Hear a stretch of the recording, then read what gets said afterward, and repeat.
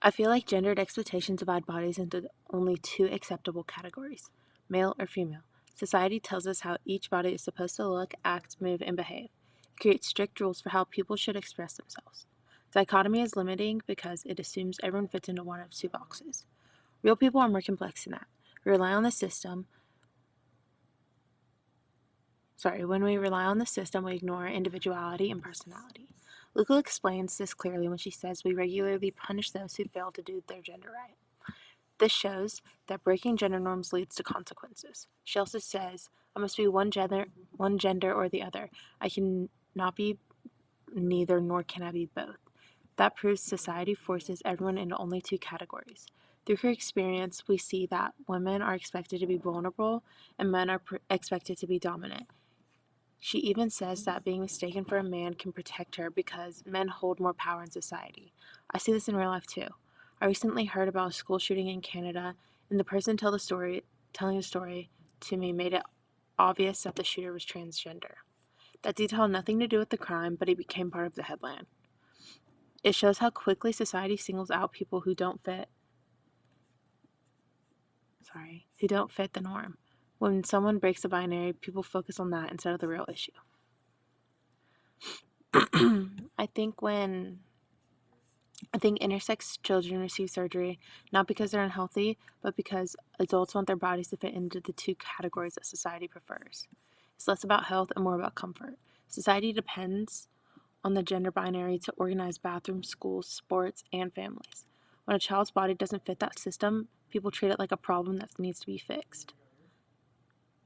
Preves makes this clear when she says most children with ambiguous sexual anatomy do not require medical intervention for their physiological health. That means medically, surgery is often unnecessary.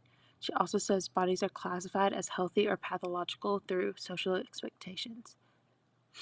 This shows that society decides what is normal. She explains that surgery happens to maintain social order, so the body is changed to protect the system, not the child. I've seen how uncomfortable people get when someone doesn't look clearly male or female. High school, a guy in my class mocked someone in the bathroom because they said that they sounded like a girl when they were peeing. Kept making jokes about it, and finally I told him that if he believed in treating people differently, he shouldn't act like that. The moment stuck with me. It showed me how people simply existing differently can make other people uncomfortable. Understand why some people might wish that they fit in, not because something is wrong with them, but because society can make being different exhausting. I think we gravitate towards binary gender because it feels simple and organized. From a young age, we're taught to separate everything into boy things and girl things.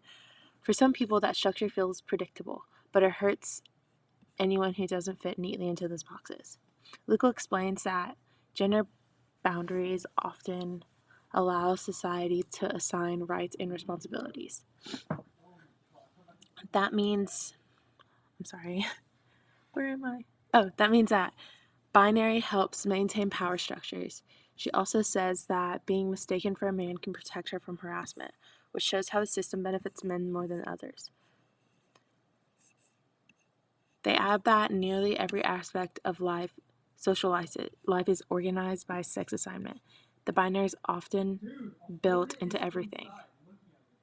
But people are rarely just one thing. Humans are complicated. When society forces everyone into two categories, it makes life easier for those who already fit in the system and harder for those who don't. I've seen people stare, whisper, and judge someone just because they don't look clearly male or female.